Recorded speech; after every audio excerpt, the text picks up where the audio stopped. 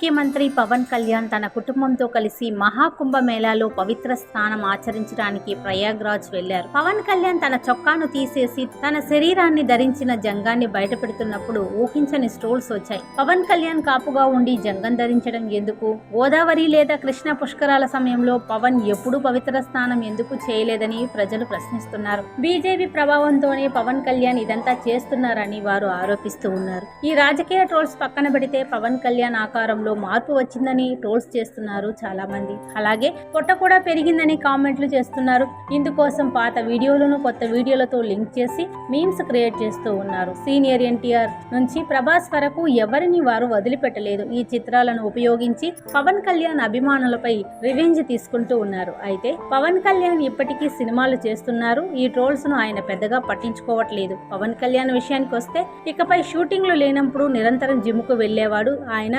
పవన్ కళ్యాణ్ విషయానికి వస్తే గతంలో షూటింగ్ లేనప్పుడు ఆయన నిరంతరం జిమ్కు వెళ్లేవారు.